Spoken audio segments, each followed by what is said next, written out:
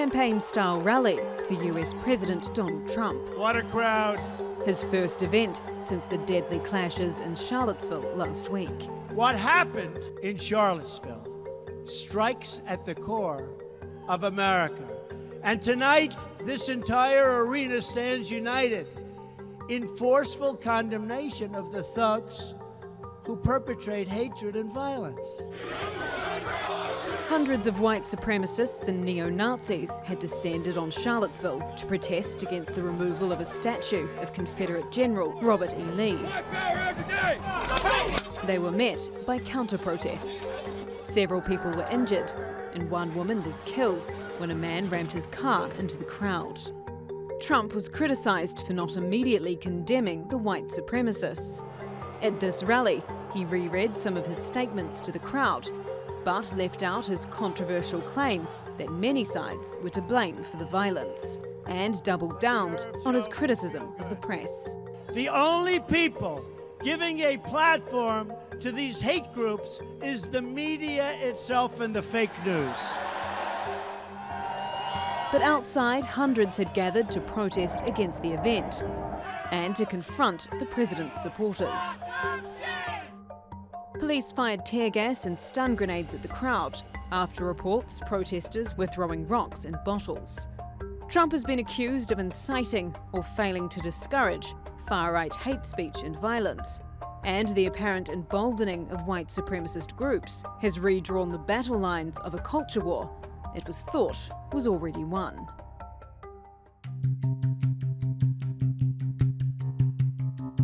This was the catalyst for violence in Charlottesville. To some, a proud symbol of Southern history. To many others, a symbol of enslavement and oppression. After Charlottesville, several states have brought forward plans to take down statues, some removing them in the middle of the night. There's also been debate about whether schools named after Confederate leaders should change their names, like Stonewall Jackson School in Virginia. But for many, this is being seen as an attack on their history and culture, and political correctness gone too far. And it seems the US president agrees. It's time to challenge the media for their role in fomenting divisions. And yes, by the way, they are trying to take away our history and our heritage. You see that. But are these monuments about honouring history, or are they a tool to justify and maintain racist beliefs? To me, it's very simple. A guy that gave his life, quite literally, to the enslavement of a race to prevent them from all sorts of things, including an education, should not have a school named after him. Is removing these Confederate symbols the right solution? Or will hiding these reminders of history's horrors risk history repeating itself? Yvette McCullough, The Newsmakers. Well, to get more on this, let's go to our panel. From New York, Republican political analyst Gianno Caldwell. From Cambridge, England, Chris McGovern. He's the chairman of the Campaign for Real Education. And from Washington, Jasmine El-Gamal. She's a senior fellow at the Atlantic Council. Thanks all of you for joining us. Gianno, let me start with you. Do you believe that these statues need to come down? Well, I think it's local rule. These statues obviously have become very divisive on both sides of the issue. You got the statues that were erected between the late 1800s to 1920s, which in a lot of cases people believe that they furthered white supremacy. Obviously, the Confederacy was to preserve slavery, and that's why they went to war. They obviously lost. So the question then becomes, why would we be putting up statues in some view of celebrating history of a losing team, if you will? So it's almost like a participation trophy in my view. I think that statues absolutely have a place in museums.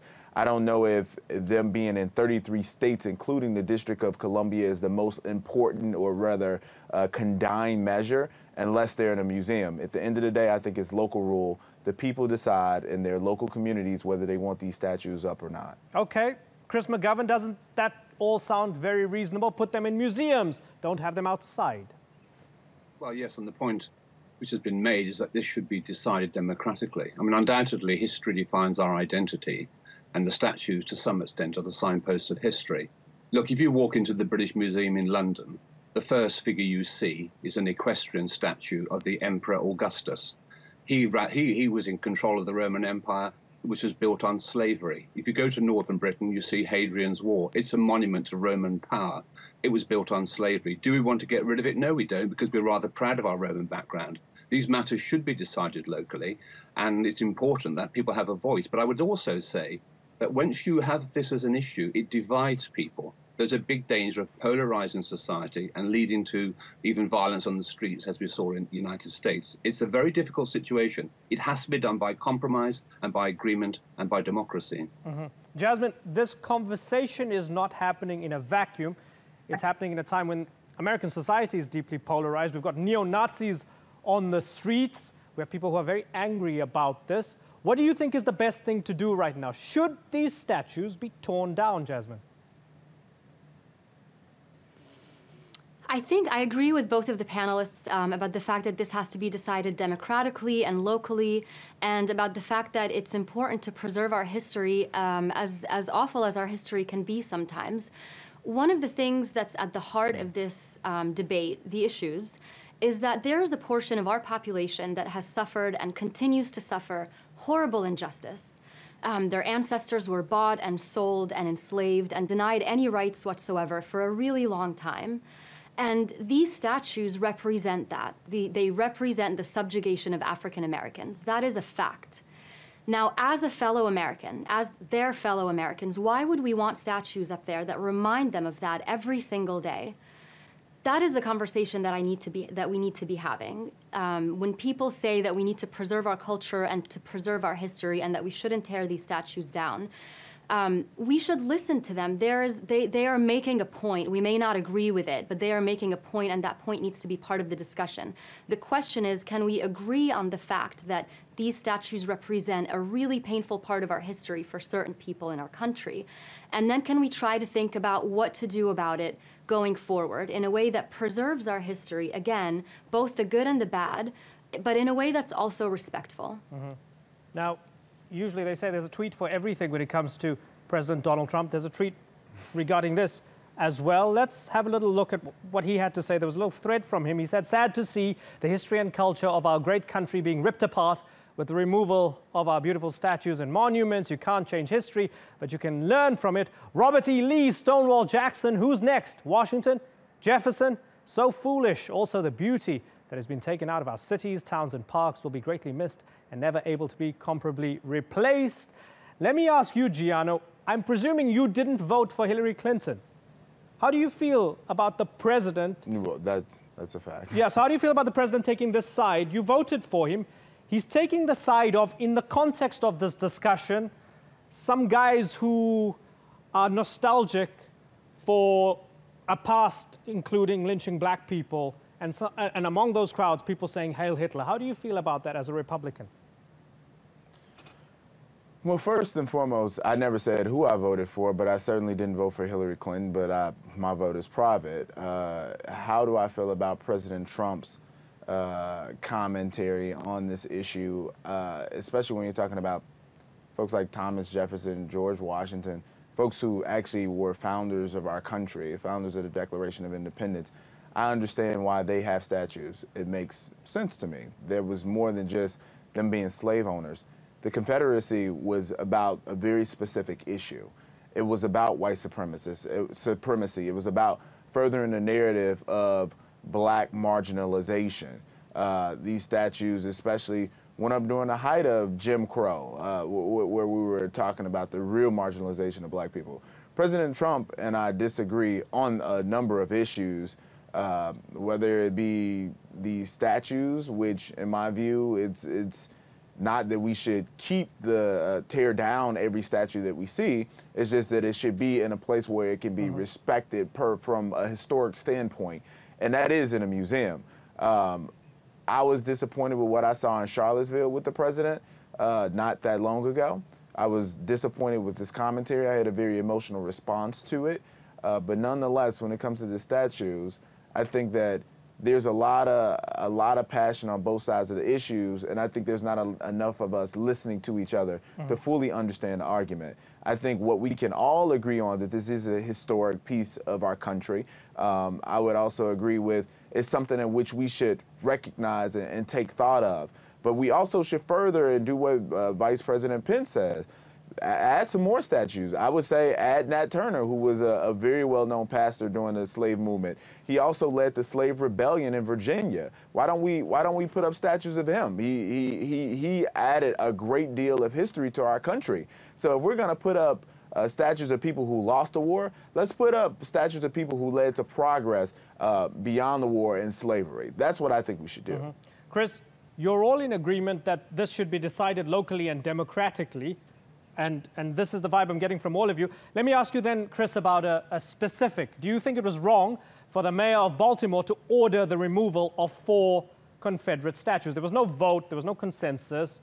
The mayor of Baltimore said, hey, we're going to take these down, and overnight, these went. They're not put in museums. They've been taken down. What do you think, Chris? Was that wrong? I think it was wrong. I think it was provocative because it was undemocratic. We have the same situation, in a sense, developing in the UK, where yesterday there was a call for the statue of Nelson, the great British hero, to be pulled down from Trafalgar Square. And I think quite a few people, both in the States and to some extent in Europe, are concerned that maybe the argument over statues will continue beyond where it may be legitimate to pull statues down, to pulling down the markers of national identity. Nelson's an interesting one, and I think he's so important in British history. Yes, he may have been sympathetic to slavery, as was George Washington, but he's so important. We don't think we should be pulling him down. But I agree with the previous speaker. Maybe we should be erecting statues. And in Trafalgar Square, I would like to see a statue of the African Emperor of Britain, who no one knows about. He was a Roman. He came from North Africa. He came to Britain, and he enslaved the British. I'm very happy to see the African Emperor of Britain in Trafalgar Square, who enslaved the British, because he's part of our history. He helps to define our culture. He's important. So statues do matter. But I don't think we want to go along the situation we're having in America, which is obviously on the edge of violence. We have seen terrible violence. The same situation is arising in Europe. There is a concern in Britain that maybe things are spilling out from the USA to Europe, and maybe things will get out of control, and that a lot of statues will have to go. It will cause division. It will cause problems on the streets. Jasmine, when people say a lot of statues have to go, I've heard this slippery slope argument before, and I mean, it's been rooted in fact as well. I mean, in a place like South Africa, after the statue of Cecil John Rhodes went down, there were people calling for Gandhi's statue to come down because Gandhi said some terrible things about black people as well. So even Gandhi, history shows, wasn't a perfect person, right? And there are those who say, well, it's a slippery slope, so who gets to decide? Should we just tear down the statues of everybody? Do you find that argument valid and relevant, Jasmine? Well, I think you asked the perfect question, which is who gets to decide, right? So the president of the University of Texas at Austin recently sent out an email that talked about his decision and his thought process and what he did to address the issue of statues on their campus. And he ends the email with something that I thought was quite powerful. And he says, you know, we don't choose our history, but we can choose what to honor and who to honor and how. But he did it in a very democratic manner. He put together a panel of alumni and students and all different kinds of people to talk about this issue. And so I think, again, to come back to the point of doing this in a democratic fashion, you know, I've lived and worked across the world in countries that were not democratic. And my background is in radicalization and extremism. And one of the things that contributes to radicalization is when people feel like they don't have a voice. And that's what happens in undemocratic countries, is that often people don't have a voice and they feel very frustrated because they feel like their side of the story is not getting a chance to be aired, and that's not fair. And so we live in a democracy. That's what makes us so great, and that's an advantage that we should use in this conversation and in this debate right now. So when you say who gets to decide, the American people get to decide, and more specifically, local populations get to decide based on their historical context, their part of the Civil War, and their circumstances today. And so taking down statues undemocratically, taking down statues on a whim is not the answer. And it does lead to a slippery slope, because then you have people all over the country, governors, mayors, whoever makes those decisions, that can just do whatever they see fit. And that can cause Jasmine, more problems than it solves. Sorry to come in there, but when a mob goes and takes down the statue of Saddam Hussein, or mobs take down a statue of Stalin, or a statue of Lenin in Eastern Europe, or the former Soviet Union, it's never seen as, oh, this is worrying, it's a slippery slope, it's undemocratic. It's seen as this expression of emancipation by people. Why isn't it seen as the same in the United States when a group wants to take down a Confederate statue, Jasmine? Well, you know, I think, first of all, I always hesitate to make comparisons with other countries because everybody's different and the context is different.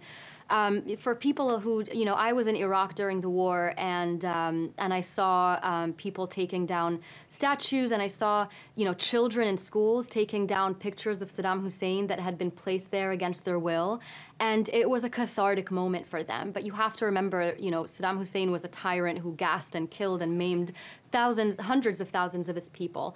Not to minimize what happened in our country, but the fact is our country is a democracy.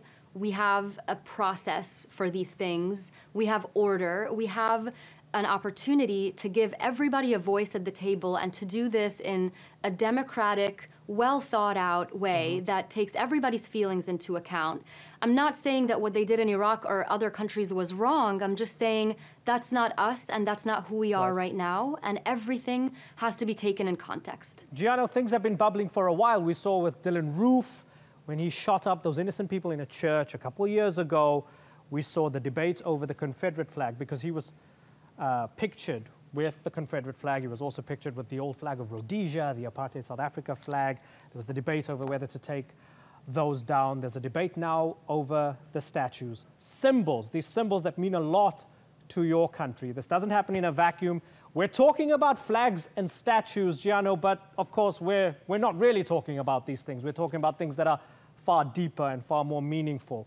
Are you worried right now in the year 2017? We're in the second half of the year 2017. Are you worried with where the United States is with this president at this moment in time, and as some would call it, the culture wars are playing out in the country? Well, here's my final thought, because I know the segment is ending.